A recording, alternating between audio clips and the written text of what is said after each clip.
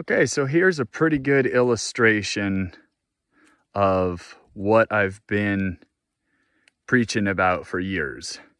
So the unit we're cutting here, this stand of timber, I counted rings on a couple. They're about 58 years old.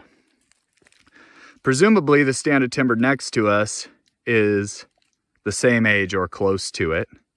There's a property line over there a little ways with the BLM, and that stand of timber looks closer to 80 to 100 years old. And across the canyon there, you see a belt with a bunch of ghosts out in it. That is a belt of old growth timber. Below that is about some 20-year regen. Down right below there is about some 40 to 50-year-old regen.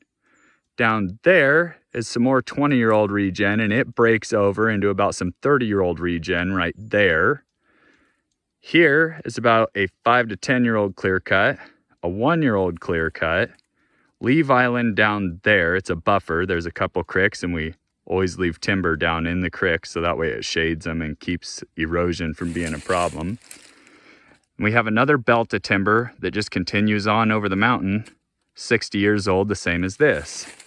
And if you look out across these canyons, it's hard to explain the vastness of where I live and where I conduct my work.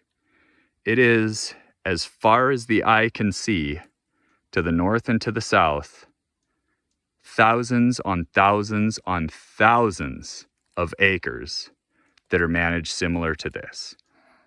And whether this management system is right or wrong, I can't say. It's obviously not perfect, because if it was perfect, everyone would be happy. Now, I know people on both sides of the fence that aren't happy with the way we do it. Many people think we cut too much. Plenty of people think we cut not enough. A lot of people think we cut too soon. Some people think we cut too late. There's just more opinions than there are explanations for the opinions. And that's kind of a bad situation to be in.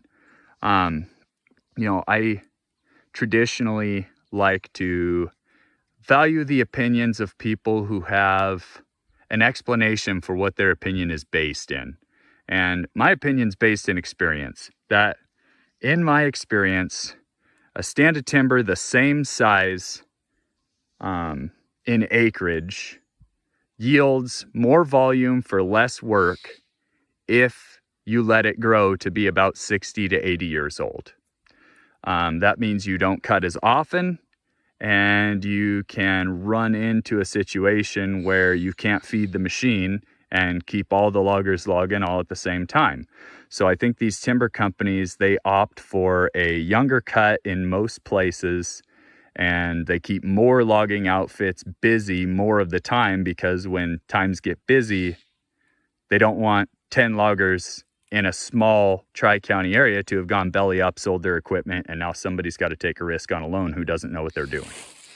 So with lands like this, and especially mixed forests like these, mixed conifer forests, we have, maple and alder stands growing in these forests. We have lots of hemlock, lots of Douglas fir, lots of grand fir in this particular stand here.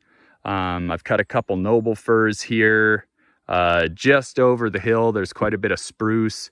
So these are really, really diverse forests. And, whether or not we agree with what's getting done with them or not, the bottom line is, at the end of the day, this land is privately owned. What I'm standing on right now is owned by one corporation. And if you want to get into the argument about corporations, that's a whole nother argument into itself. And I probably agree with all of you that corporations own way too much, and men and women own not nearly enough. And I probably agree with everything that gets said on that subject. But as far as the subject of legality and not getting told by the government, who I consider to be the primary aggressor against people doing what they want to do with what belongs to them, with doing what they want to do with their body, what they want to do with their car or truck, what they want to do with their land, what they want to do with their house, what they want to do with their children. So if the stance is,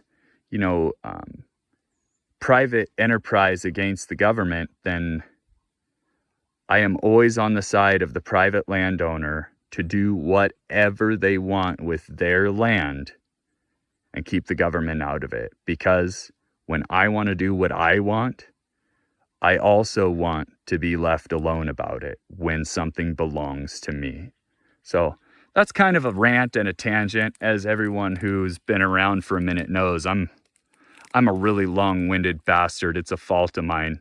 But I just feel like I've got a lot to say, and I'm not eloquent enough to get these things put together in a more orderly fashion, so you end up with the long-winded ramble. Okay, bye.